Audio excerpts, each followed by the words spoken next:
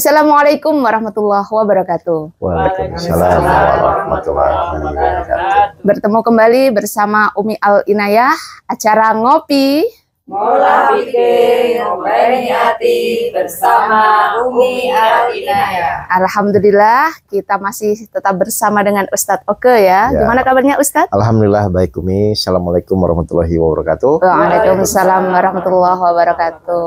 Alhamdulillah, mudah-mudahan kita semuanya, khususnya pemirsa dimanapun Anda berada, selalu sehat selalu. Nah, baik, sekarang kita akan membahas tentang ikhlas ya Ustadz ya. Gimana Ustadz itu supaya kita itu benar-benar ikhlas yang benar ya? Ya, alhamdulillah. Jadi Bapak Ibu sekalian, saya jelaskan sebentar bahwa memang kajian ini akan berseris ya Bapak Ibu, sehingga apa? Sehingga Bapak Ibu bisa mengambil nilai-nilai manfaat apa yang memang harus dijalani. Kan intinya beginilah, saya mau nanya kepada Bapak Ibu ya, biar kita tidak kaku. Bapak Ibu tuh saya tanya, saya tebak aja ya. Nanti kalau misalnya jawabannya salah, Umi bilang salah. Kalau benar, tolong bilang benar. Jujur ya. Benar ya Bapak Ibu semua yang hadir di sini, Ibu-ibu semua jamaah ini, pasti tujuannya cuma satu di dalam hidup itu, yaitu bahagia dunia dan akhirat. Ya, pasti benar. Ada yang lain? Ya, tidak ada Ustaz. Jadi semua setuju ya? Jadi semua orang di dalam menjalani hidupnya pasti menginginkan hidupnya bahagia dunia dan akhirat. Pertanyaan kedua, kira-kira Allah tuh memberikan cara nggak untuk kita hidup bahagia? Memberikan cara. Buktinya Allah menurunkan Al-Quran kan? Iya. Berarti kalau Allah ingin kita bahagia dan Bapak Ibu pun ingin bahagia, berarti harusnya bahagia itu mudah atau sulit? Harusnya mudah ya, Ustaz. Kalau kita nikmati itu mudah. Ya, artinya tuh karena Allah menginginkan kita bahagia dan kita pun ingin bahagia, harusnya kan mudah, Umi. Mudah ya. Nah, terus pertanyaannya, masih banyak nggak orang yang sulit bahagia? Masih banyak, Ustaz. Nah, berarti bukan salahnya Allah, tapi mungkin kita yang kurang paham dengan apa yang Allah inginkan. Betul. Jadi Allah dasarnya menginginkan semua manusia itu bahagia. Buktinya dia memberikan tuntunan lewat Al-Quran, betul? Betul. Tapi kenapa manusia itu sulit bahagia? Nah, ini yang akan kita kupas pada session hari ini, Umi. Masya Allah. Ya. Semoga nanti dengan ilmu yang singkat ini, yang sederhana ini, bisa membuat mindset Bapak Ibu berubah. Ternyata memang hidup tuh harusnya bahagia. Berarti kalau nanti tidak bahagia, itu tuh manusiawi atau salah? Berarti salah ya? Salah, tujuan ibu-ibu semua tadi ingin bahagia. Kalau tujuannya ingin bahagia, berarti kita harus fokus terhadap sesuatu yang membuat kita bahagia. Kalau yang tidak membuat kita bahagia, ya tinggalkan saja. Ya, jadi sesederhana itu ya. Baik, sekarang saya mau bertanya kepada ibu-ibu semua, ya, khususnya kepada Umi ya, sebagai moderator pada hari ini. Jadi gini Umi, saya mau bertanya ya, menurut Umi, ikhlas itu tuh sulit atau mudah Umi? Ya sebenarnya mudah ya, Tat. Nah, kenyataannya? Kenyataannya sulit. Nah, ini. Baik, pertanyaan kedua. Saya mau bertanya nih, Bapak Ibu misalnya punya masalah, ya, berat lah. Tapi akhirnya Bapak Ibu ikhlas di dalam menjalani masalah itu. Kira-kira jadi ringan atau berat? Ringan. Jadi yang berat itu masalahnya atau karena kita nggak ikhlas? Karena belum ikhlas. Nah, padahal ikhlas itu perintah Allah atau bukan? Perintah. Nah, terus kenapa Bapak Ibu nggak ikhlas? Kadang sulit Ustaz. Ya, iya, artinya tuh Bapak Ibu tahu, Bapak Ibu tuh kalau tidak ikhlas di dalam menjalani masalah, pasti merasa berat atau menderita, betul nggak? Betul. Tapi ketika nanti Bapak Ibu punya masalah terus jadi ikhlas, jadi menderita atau jadi bahagia? Bahagia. Lah berarti yang jadi masalah itu masalahnya atau karena tidak ikhlasnya? Karena tidak ikhlas. Lah padahal ikhlas tidak ikhlas itu pilihan atau takdir? Berarti ya pilihan ya. Lah pilihan kan, silakan Bapak Ibu milih. Kok saya merasa berat, kok saya merasa menderita, pasti nggak ikhlas. Ya, betul. Padahal ikhlas itu perintah Allah dan kita memang diwajibkan untuk menjalankan apa yang Allah perintahkan. Jadi logikanya ikhlas itu wajar atau sulit? Ya wajar sebenarnya. Nah berarti kalau tidak ikhlas wajar atau tidak wajar Umi? Tidak wajar. Nah, ibu-ibu selama ini orang wajar, orang tidak wajar? Tidak wajar ya. Dari kapan ibu-ibu jadi orang tidak wajar? Dari awal sampai sekarang. Dari oke. Baik, mungkin Bu Ami bisa bantu saya buka suratnya 51 ayat 56. Kita bertadabur Al-Quran ya Umi ya. Iya, siap. Nanti ibu-ibu boleh langsung tanya, langsung sanggah boleh. Umi langsung dia nanya. Silahkan aja. Coba kita lihat. 51 ayat 56. Ya. Surat Az-Zariyat ayat 56, saya yakin ibu-ibu juga sudah paham ayat ini. Cuma saya akan mengupas dari sisi yang lain. Surat Az-Zariyat ayat 56. Aku tidak menciptakan jin dan manusia, melainkan agar mereka beribadah kepadaku. Nah, sering dengar ayat ini? Sering banget ya. Betul ya? Betul. Coba sekali lagi, Bang. Biar nanti Bapak Ibu semakin paham. Aku tidak menciptakan jin dan manusia, melainkan agar mereka beribadah kepadaku. Baik, jadi perintah Allah kepada kita itu tuh banyak atau cuma satu? Satu. Apa? Kita disuruh apa? Yaitu beribadah. Jadi ulang ya. Jadi Bapak Ibu hidup itu ternyata Allah perintahkan untuk beribadah. Beribadah. Mohon maaf, ibadah itu apa sih Bapak Ibu semua? Ibadah itu pokoknya melakukan perintah Allah. Oke, melakukan segala sesuatu dengan niatnya hanya karena Allah. Allah. Kalau selain karena Allah boleh nggak? Ya nggak boleh jadi. Betul ya? Iya. Lah kan karena perintahnya aku tidak menciptakan jin dan manusia melainkan hanya untuk beribadah kepada Allah. Berarti kalau selain itu niatnya boleh atau tidak? Nggak boleh berarti ya. Oke ya? Iya. Baik, kalau Bapak Ibu melakukan segala sesuatu karena Allah, terus tidak dihargai oleh orang, masalah nggak kalau karena Allah? Nggak masalah. Benar. Jadi cirinya orang ikhlas itu bermasalah atau ada masalah? Tidak bermasalah. Cirinya orang ikhlas itu bermasalah atau tidak ada masalah? Tidak ada masalah. Kenapa tidak ada masalah? Karena dia ikhlas kepada Allah. Karena segala sesuatu yang dia lihat Allahnya. Iya, iya. Jadi mau dihargai tidak dihargai oleh manusia, masalah atau tidak? Tidak masalah. Nah, selama ini Ibu masih bermasalah nggak? Sering banyak masalah. Loh, kenapa tidak mengikuti perintah Allah? Iya, iya. Ini Ustaz. Coba. Kebetulan kemarin satu tahun yang lalu bapak saya kan meninggal. Ya. Saya juga sudah bilang saya ikhlas dia apa daripada sakit. Tapi tetap saya nangis. Nah, sekarang gini ya. Bagus. Jadi pertanyaannya sekarang yang akan saya geser adalah bagaimana caranya saya bukan orang ikhlas ingin menjadi ikhlas. Karena kebanyakan orang ya ya udahlah ikhlaskan saja loh. Betul, semua orang tuh ingin ikhlas. Tapi kan harus ada cara membimbing orang itu dari yang tidak ikhlas menjadi ikhlas. Ya kebanyakan kalau mendapat musibah itu kita sering ngomong udah Bu diikhlaskan saja. Betul. Padahal kalau kita yang menjalani tadi ya itu juga nyesek juga ya. Baik. Atau saya mau tanya di dalam Al-Quran ada nggak caranya untuk menjadi ikhlas tuh ada nggak harusnya? Pastinya ada. Ada. Nah makanya nanti hari ini saya akan kupas bagaimana caranya seperti kemarin-kemarin saya bahas. Nah Ibu mulai praktekkan. Benar nggak kalau nanti kita mulai praktekkan? Insya Allah Allah akan memberikan rasa ikhlas kepada kita. Ya, jadi saya ulang ya. Siap, ya. Baik, jadi kita mulai dasarnya tadi di surat 51 ayat 56 bahwa perintah Allah kepada kita hanya untuk beribadah. Atau mengabdi kepada Allah. Iya. Nah, saya mau kupas mungkin dari mengabdi aja ya. Iya. Mohon maaf, yang namanya mengabdi itu, misalnya saya kasih analogi biar gampang. Misalnya ibu punya pembantu, ya. Pembantu itu ibu bayar, ibu gaji, itu untuk apa? Bersihin rumahnya atau bersihin rumah kita?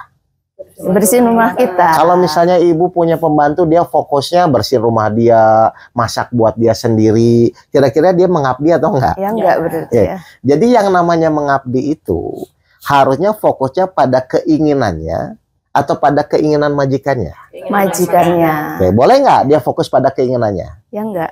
Nggak boleh dong, saya bayar kamu itu untuk mengabdi kepada saya. Berarti apapun yang dilakukan pembantu itu dalam rangka apa? Mewujudkan keinginan kita. Iya, Betul? iya, betul, betul. Jadi yang namanya beribadah mengabdi itu apa? Mewujudkan keinginan yang diabdi. Iya, betul. Allah perintahkan kita tadi di surat 51 ayat 56 bahwa semua manusia, siapapun manusianya harus mengabdi kepada Allah atau beribadah kepada Allah. Berarti nanti ibu-ibu tuh fokusnya mewujudkan keinginannya atau keinginan Allah. Keinginan Allah. Setuju ya? Setuju. Baru itu namanya mengabdi ya? Iya. Nah, contoh saya mau bertanya.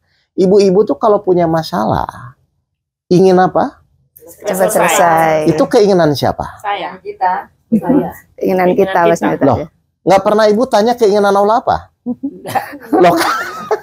Loh, kan kita tadi setuju dulu ya. Iya, Jadi iya. yang namanya mengabdi itu adalah mewujudkan keinginan yang diabdi. Iya. Kan begitu harusnya. Seharusnya. Lah berarti kalau selama ini Bapak Ibu fokus pada keinginan sendiri, kira-kira mengabdi atau enggak? Berarti enggak. Ibu punya pembantu bersihin rumahnya sendiri, makan-makan sendiri. Ibu pertahankan atau pecat? Pecat ya. Nah sekarang ibu hidup selama ini Fokus pada keinginan sendiri atau keinginan Allah? Keinginan sendiri. Dan Kira-kira Allah pertahankan atau pecat? Loh, gimana ini? iya. Nah, jadi ternyata yang namanya ikhlas itu adalah kita fokus kepada apa yang Allah inginkan. Entah enak, entah kurang enak ya, Loh, gitu ya. karena kan tujuan kita mengabdi, Iya, betul. bukan fokus pada keinginannya sendiri. Iya, iya. Loh, Bapak Ibu bisa bayangkan kan? Punya pembantu bersihin rumah sendiri, makan sendiri. Nah, saya takutnya selama ini ibu hidup ayatnya paham, tapi implementasi dalam prakteknya nggak paham. Iya. Karena ibu selalu fokus keinginannya. Misalnya contoh, ketika kita diuji, pernah nggak tanya, Allah tuh inginnya apa ya? Atau pokoknya saya harus selesai Ustadz masalahnya. Iya itu. Pokoknya keinginan saya harus terwujud. Apa selalu begitu? Iya, sering kayak gitu memang. Loh, Bapak Ibu tuh. Saya gini, ya Allah, kenapa saya harus begini? Nah. Kayaknya gitu. Nah, akhirnya apa? Ketika tidak sesuai dengan keinginan Allah, maka yang terjadi bahagia atau menderita? Iya. Itu yang terjadi, Bapak Ibu. Oh, Masya Allah. Jadi yang namanya ikhlas itu, kalau kita simpulkan dari tadi diskusi ya, adalah bagaimana selalu kita berusaha untuk mewujudkan keinginan Allah. Iya, iya. Paham ini? Iya, paham. Tapi ini ibu-ibu kayaknya ada dari wajahnya Betul, pertanyaan-pertanyaan ya, unek-unek ya. betul. Ya. Nah. Mungkin ibu yang sebelah sini ada yang ditanyakan, Ibu. Oke. Silahkan, Ibu. Mungkin gini ya Ustadz ya, kan kita masih banyak dipengaruhi oleh Sebentar, Bu, namanya dulu sama dari mana? Oh iya. Amin dari Bogor. Baik, silakan. Nah, jadi ya terima kasih tadi sudah memberikan pandangan ya Ustadz ya. Tapi sifat manusia itu kan Baik. kayaknya masih berat terhadap Ya, duniawi ya. Betul. Nah, bagaimana melepaskan itu? Oke. Kita betul-betul fokus terhadap keinginan Allah. Baik, bagus ya. Atau saya gini lah, saya balik dulu. Sebelum kita bercerita ikhlas atau ilmu apapun, kan hal yang pertama adalah apa manfaatnya kita belajar hal ini. Karena kalau Bapak Ibu nggak tahu manfaatnya, pasti Bapak Ibu pun nggak mau. Contoh misalnya, Bapak Ibu sakit, pergi ke dokter. Terus dokter bilang, Ibu Bapak kalau mau sembuh, tolong obatnya ditebus, pahit tapi mahal. Kira-kira tetap ditebus nggak? Tetap ditebus. Loh, kenapa? Kan pahit sama mahal. Ya, biar cepat sehat. Itu maksud saya. Iya. Sekarang saya mau bertanya, kenapa Allah nyuruh ikhlas? Kira-kira ada manfaatnya atau enggak? Pasti ada manfaat. Kalau nggak ada manfaatnya, Bapak Ibu pasti nggak akan mau. Nah, ternyata Bu, ya mungkin nanti ayatnya bisa dibuka ya, cuma saya singkat saja. Iya. Yang pertama Allah nyuruh ikhlas itu Bu, yang pertama adalah manfaatnya. Ternyata hanya orang-orang ikhlaslah yang lolos dari godaan iblis. Surat 15 ayat 39 dan 40. Jadi nanti kalau Bapak Ibu lolos dari godaan iblis, kira-kira hatinya tenang atau sakit hati? Tenang. Nah, itu saja. Makanya yang pertama iblis cegat adalah bagaimana agar orang itu hidup tidak ikhlas. Karena ketika tidak ikhlas atau di jalan yang sesat, orang itu pasti sakit hati, Bu. Iya, benar-benar. Jadi nggak ada ceritanya saya sudah ikhlas Ustaz tapi sakit hati, nggak ada. Nah, padahal pertanyaannya, kan Bapak Ibu pun ingin tenang dalam menjalani hidup kan? Iya, betul. Ternyata tidak ada cara lain kalau Bapak Ibu ingin tenang, harus melakukan segala sesuatu. Apapun nanti yang terjadi itu harus karena Allah. Tinggal nanti bagaimana caranya yang Ibu tadi tanya. Baik, saya buktikan dulu ya. Kalau kita ikhlas, benar nggak hati kita menjadi tenang? Kalau kita melakukan apapun yang dilihat Allah, benar nggak hati kita menjadi tenang? Kalau tidak tenang, berarti Allah kepada orang-orang ikhlas. Dan ini sebagai cirinya nanti. Silahkan. Yaitu orang-orang yang beriman dan hati mereka menjadi tentram dengan mengingat Allah. Nah, terus? Ingatlah hanya dengan mengingat Allah hati menjadi tentram. Jadi ada cara lain nggak menurut ayat ini? Tidak ada cara Ingatlah lain. Hanya mengingat. Berarti cuma satu-satunya kan? Iya. Berarti kalau sekarang ibu sakit hati tidak tentram, pasti saya balik, pasti tidak mengingat Allah. Tapi mungkin lihat kejadiannya atau lihat orang yang ngomongin kitanya. Iya. Betul? Betul. Padahal Bapak Ibu capek nggak seperti itu? Capek. Nah, kalau capek kenapa tidak mengikuti perintah Allah saja? Kan belum ngerti. Oh iya. Ini rumus ya. Iya. Jadi ini nggak bisa dibantah karena ini hati dan semua orang bisa merasakan itu. Iya. Kalau ibu ikhlas, pasti tenang. Kalau ibu tidak ikhlas, itu tidak tenang. Itu sudah hukum sunatullah. Kalau makan cabai pasti pedas. Iya. Kalau makan gula pasti manis. Itu sesuatu yang tidak bisa dibantah. Iya. Makanya sekarang tinggal pertanyaan ibu tadi, gimana caranya Ustadz agar saya mulai menuju keikhlasan? Karena kalau ikhlas itu gelar yang dikasih oleh Allah, dengan proses ikhtiar kita. Iya. Baik ya. Berarti kalau ibu ingin jadi ikhlas, perlu latihan atau hanya teori? Latihan. Nah, Latihan. ini yang saya akan kupas bagaimana agar kita benar-benar mulai berlatih agar mulai meningkatkan keikhlasan kita. Betul ya? Benar. Baik, tadi rumusnya sudah setuju ya bahwa ikhlas itu adalah melakukan segala sesuatu dalam rangka mewujudkan keinginan Allah. Contoh sederhana aja gini. Berarti nanti misalnya ibu anggapkan nanti misalnya anggaplah turun mau belanja mau apa kan gitu ya. Misalnya ibu siapkan uang misalnya 1 real 2 real ya untuk berarti ya. Nah terus coba ibu kasih ke yang jaga yang apa kan begitu ya. Tapi coba mulai berlatih diniatkan memang murni karena Allah. Ngerti ini? Nah pas mau dikasih misalnya si penjaga itu malah misalnya nggak ngomong terima kasih atau judes sama ibu, tetap dikasih nggak? Tidak kasih. Kenapa? Karena Nah, karena saya niat mau latihan. Jadi tidak ada yang namanya ikhlas itu spontan, Bu. Tidak ada yang namanya ikhlas itu mendadak. Semua perlu proses. Cuman mungkin selama ini ibu anggap sebagai suatu kebiasaan saja kan? Ah, pokoknya ngasih-ngasih gitu loh. Nah, kalau sekarang tolong diniatkan dulu. Ya Allah, ini saya mau berlatih ikhlas niat karena Allah kasih. Gitu loh. Atau misalnya saya mau ngomong ke orang menyampaikan niat karena Allah kasih. Misalnya ngomong. Nanti orang itu mau menghargai kita atau tidak menghargai. serah ya. Nah, karena ibu niatnya karena Allah. Kira-kira pahala mulai dicatat nggak? Ya dicatat. Sekecil zarah pun Allah akan perhitungkan. Masya Allah. Jadi orang ikhlas itu tidak akan rugi. Nah, cuman setan nggak mau. Nah, karena setan nggak mau, dibuatlah ibu harus lihat orangnya. Dibuatlah ibu harus melihat kejadiannya. Loh, tapi kan dia nggak ada urusan itu. Allah buat kejadian itu hanya ingin menguji hati ibu tetap karena Allah atau bukan. Cirinya hatinya harusnya tenang. Nah, ibu silahkan cek masing-masing. Jadi kalau ibu tidak ingin punya masalah, berarti secepatnya ibu harus ikhlas. Tapi kalau ibu ingin banyak masalah, silahkan ibu bukan karena Allah. Pasti banyak masalah. Semua pasti akan dipikirin. Si inilah, si itulah. Akan begitu. Karena dari awal memang setan inginnya tidak ikhlas. Karena kalau Bapak Ibu ikhlas, apa janji Allah? 17 ayat 65. Nah inilah Bu. Tentang kehidupan begini memang Bapak Ibu harus mulai berlatih. Surat 17 ayat 65. Ya, janji Allah kepada orang-orang yang ikhlas, makanya Bapak Ibu akan tenang apa? Sesungguhnya terhadap hamba-hambaku, Hamba-hamba Allah itu yang ikhlas atau yang tidak ikhlas? Ikhlas ya, hamba. engkau iblis tidaklah dapat berkuasa atas mereka. Kenapa? Dan cukuplah Tuhanmu sebagai penjaga. Kenapa orang ikhlas itu bahagia? Ya karena dijaga. Dijaga oleh Allah. Berarti kalau ibu tidak ikhlas dikuasai oleh siapa? Setan. Ibu lebih banyak dikuasai Allah atau dikuasai setan? Selama ini setan. Masya Allah. Jadi luar biasa Ustadz ya. Betul. Mungkin ada pertanyaan ibu-ibu satu lagi silakan, ya yang satu belum lagi. tanya, silahkan Ibu. Jadi, nah atau ibu yang Bu Sri ya. Iya. Tadi kan ibu bilang gimana Ustadz bagaimana caranya hati saya kok belum bisa move on atau belum bisa menghilangkan rasa sedih. Saya mau nanya gini, Allah tuh ingin ketika Bapak Ibu diberikan rasa sedih atau kejadian apapun, ingin diterima dulu atau dilawan? Awas, hati-hati. Secara umum, manusia ketika diberikan rasa sedih, pasti akan berusaha untuk menghilangkan rasa sedih itu. Benar? Nggak bisa Bapak Ibu. Saya ulang ya. Jadi nanti Bapak Ibu ketika mau dikasih rasa sedih, rasa sakit hati, diterima deh. Ya Allah, kalau memang hati saya masih sedih, hati saya sakit, nggak apa-apa ya Allah, saya terima. Nah, menerima itulah nanti baru Allah angkat rasa sedihnya. Jadi bukan kita yang menghilangkan. Kebanyakan orang ketika dikasih rasa sedih berusaha menghilangkan dengan baca Al-Quran. Benar kan? Nah, nggak bisa. Ibu harus menerima dulu.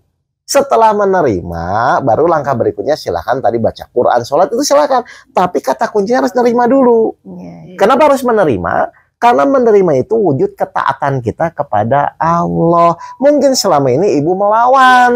Oh enggak. Nanti kalau ibu dikasih sedih, ya Allah baik. Kalau memang kau masih ngasih rasa sedih kepada saya, terima. Nah ketika ibu sudah menerima, baru sesuai janji Allah di surat 94 ayat 1-3. Itu Bu caranya. Jadi jangan dilawan ya Bu ya. Diterima aja. Misalnya sedih. Yaudah ya Allah saya terima ini sedih. Sakit hati, saya terima sakit hati ini. Nah baru nanti Allah angkat. Coba, benar nggak? 94 ayat 1-3. Jadi ngaji itu harus terimplementasi, Bu, antara ayat dan apa yang kita lakukan. Iya, iya, betul, betul. Coba apa kata Allah? Diterima dulu. Bukankah kami telah melapangkan dadamu? Siapa yang melapangkan? Allah. Jadi bukan kita nanti yang angkat beban itu. Terus ayat 2-nya. Dan kami pun telah menurunkan bebanmu. Siapa yang menurunkan beban? Allah. Nanti Allah. Tapi tugas ibu menerima dulu kenyataan Iya, itu. Terus yang 3-nya? Yang memberikan Yang beratkan punggungmu. Nah, jadi yang mengangkat rasa sakit hati, yang mengangkat trauma itu Allah. Tugas kita menerima dulu dengan ikhlas apapun yang Allah kasih. Boleh nggak sih Allah ngapain aja kepada kita? Ya boleh. Nah, kalau boleh kenapa sakit hati? Kan belum ngerti. Oh iya. Iya, saya biasanya ini Ustaz. Oh. Kalau saya sedih, Hah? saya pergi Oh, jalan-jalan, tapi nggak ternyata bisa. saya pulang sedih lagi. Karena ibu belum menerima Karena belum ngerti itu. tadi. Iya. Masya Allah, jadi luar biasa Ustadz ya. Kebanyakan kita itu memang ucapannya saja, saya ikhlas, tapi dalam hati ini masih sedih, masih nggak terima, masih pokoknya sulit untuk ikhlas sebenarnya. Nah, jadi dengan tausiah pada hari ini luar biasa Ustadz, mudah-mudahan bisa kita implementasikan di dalam kehidupan kita sehari-hari. Jadi benar-benar Quran itu pegangan kita. Nah, itu maksud kita saya. sudah tahu itu, cuman realisasinya hanya kita baca, tapi dalam kehidupan sehari-hari masih jauh ya. Masya Allah, ini luar biasa ilmu yang dijelaskan sama Ustadz. Mudah-mudahan bermanfaat dan kita semuanya, khususnya jamaah yang ada di sini, mudah-mudahan menjadi orang yang benar-benar ikhlas karena Allah, sehingga hatinya tenang. Menerima apapun pemberian Allah, insya Allah itulah selamat dunia akhirat, bahagia dunia akhirat. Dan mudah-mudahan pemirsa budiman dimanapun Anda berada, termasuk orang yang beruntung dunia akhirat. Gitu Ustadz ya. Betul. Ya. Mungkin itu yang kita bahas pada siang hari ini, mudah-mudahan bermanfaat untuk kita semuanya. Sampai jumpa kembali di acara Ngopi Ngolah Pikir Penyati bersama Umi Al-Inayah di IJTV Inayah Jambi TV, dan kebetulan kita masih di Tanah Haram, Masya Allah. Spesial untuk kita semuanya. Mudah-mudahan yang nonton video ini dan suka menonton video ini juga menge-share, bisa segera menjadi tamu Allah, baik umroh ataupun haji. Amin. Terima kasih. Assalamualaikum warahmatullahi wabarakatuh. Waalaikumsalam warahmatullahi wabarakatuh.